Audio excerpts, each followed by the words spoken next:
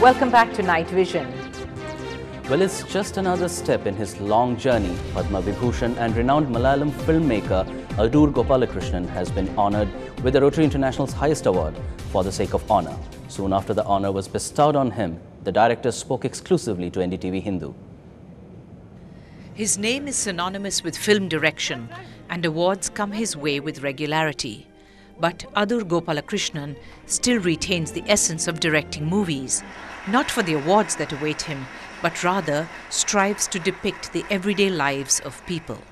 When I make a film, before I start making the film, I keep asking myself, why should anybody come to see this film?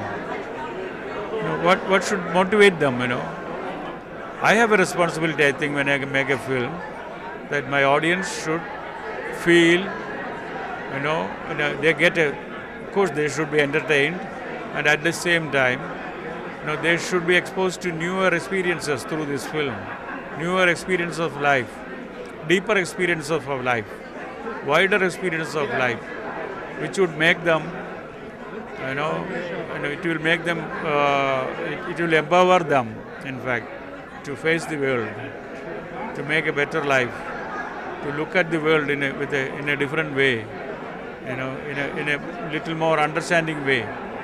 So that is the purpose of every art. I think so. Snippets from his directorial debut, Swayamvaram and Elipathayam, were shown before the award was given to him. Describing himself as a struggling filmmaker who tries to engage his audiences, Adoor Gopalakrishnan spoke about his film Oru Pennam Randanum. The new film is on the general theme of crime. Small crimes, big crimes, and finally you don't know what really is a crime. That latest movie is to be released on the 31st of this month. In Chennai, with camera person Srinivas and Salim, this is Jennifer Arul for Ndtv-Hindu. It's an honor and a rare pleasure for us to be joined in our studio tonight by Mr. Adoor Gopalakrishnan himself.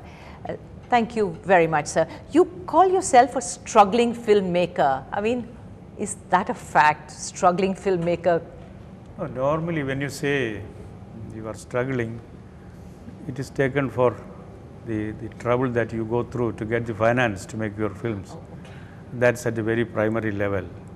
Actually, the real struggle is to make people see your work, to make your films worthwhile for the audiences to watch, to be sure that you are not repeating yourself, and to be sure that, the struggle is to make sure that you are not sharing an experience which is not worthwhile for the audience.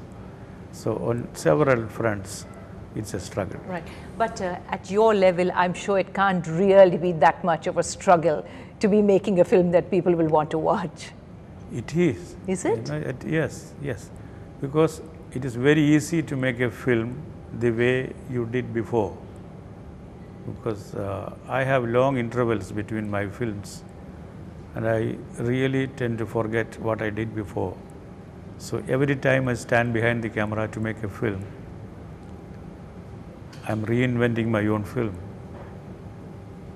So I have the freshness in my mind of a beginner, of course with all the experience behind, but at the same time there is a lot of excitement about what I am doing, and I'm sure the audience will share this experience, the excitement, and they will find the experience worthwhile.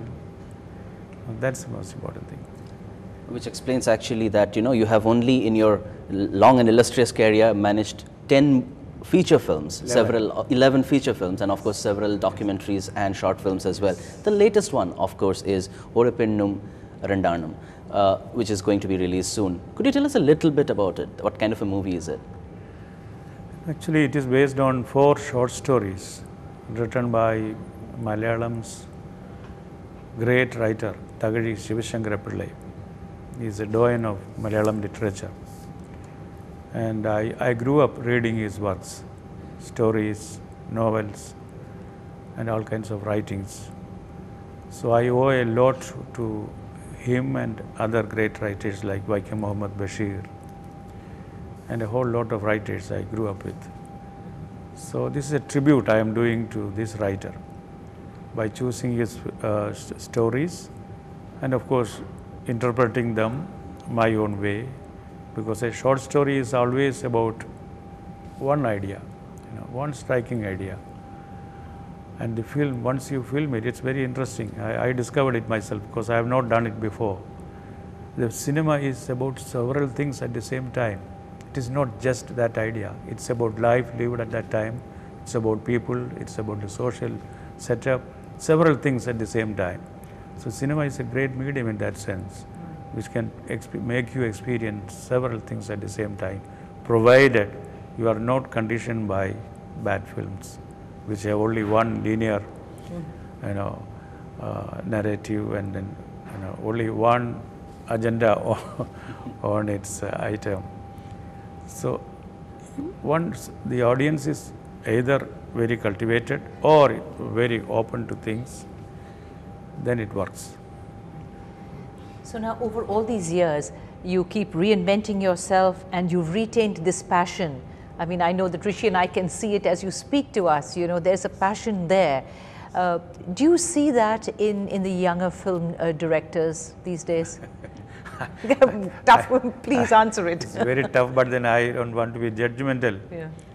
Because I think my generation has been very committed. Because for us it was not just cinema that brought us to the field, and it was not through the cinema houses. It was more through literature, more through painting, more through music, more through theater, several things. And life itself, it's so colorful, so, it has so many layers as you watch it. It's not only human life, everything around you has a lot of things to tell you. So we have to experience this life fully, and then you can express. So your ideas, your treatment, everything comes from the life you live. Very true, sir. You are one among the very rare group of filmmakers who still stick to the Indian ethos of filmmaking. But why is it so rare? Do you think people or the audiences are really tired of films being born out of Indian ethos? No. Why? Once you remove the Indianness, what is left there? You cannot be American. You cannot be European. You have to be an Indian. That's the only entity that you have. Be more and more Indian. Look at yourself, deep within yourself. Then you discover things. Then you share things with the others. You are trying to imitate something which is not yours. In fact, when you imitate, it is not. It's an apology to the original. So you end up with something which is absolutely obsolete, something obnoxious. That should not be happening. At least in art, art is basically about